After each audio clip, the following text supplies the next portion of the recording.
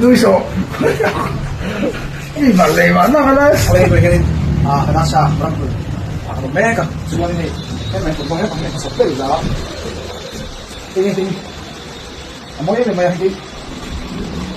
Hindi to na. Ini amoy ya, so ini kailangan mo na football ini. Kung mo lang chap special of apa itu kan ya. Coba.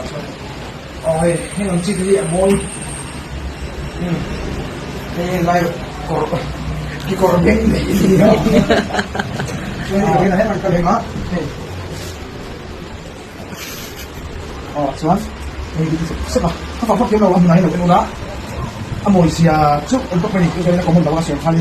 Komun tu kita kan lawan. Jadi amoy di ada yang cakap. Bang. Cuman ini kok ano? Bolero. Bolero. Jika ni. Important kasi ito po kung ang bulo ka tingin ha. Ano ba di vaccine o lusi daw? Kanin hey. Chato to ni. Aman ka inge ang tiya. Aman di to. Mo ama apuan le.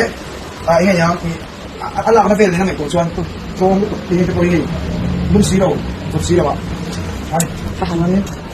Nalitin daw ka. Mo ikati marami yan. Kan hak din may doon mo ni.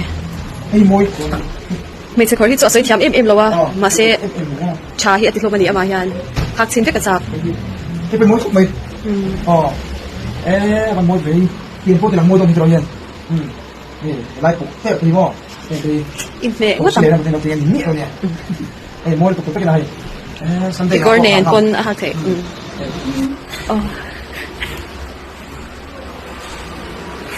cái liệu hô thì cái là bảo như này thuốc mì bột mồi simple em mới thấy cái sẽ còn thấy cái này tôi sẽ không lấy cái simple mồi nó cái này mà đi có em một con chủ bản xoay nên cho bà sa món gì giờ này đầu nhánh về là cái sợi ai trả sợi việc tiến rồi cho bạn cái này là mỗi cái món khúc này office color school t-shirt đấy để chúng ta college color cái này thì nó không có số đâu thì cái này nhá đâu đâu em mà ini kita punya semua kursi masih lah ini yang visual anak bukan tu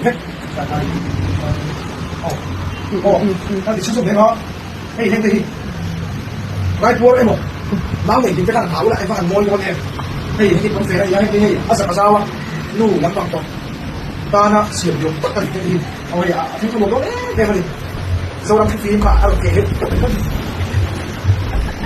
trong công tác tiam thì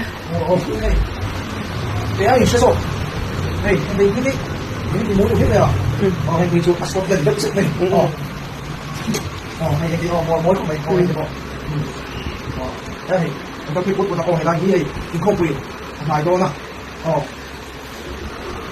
hiện tại mối của mình mày cái này mình mối cái này ventilation không ui cái này gì không hay ventilation AC có nó thì AC hết cái gì It's a car. Hey. Location hi Ramdun. Kada industry bank atanga bokon na pana. Ang kampe ko ay masak. Akari tin bo chong sa ba. Kada sa lo ko.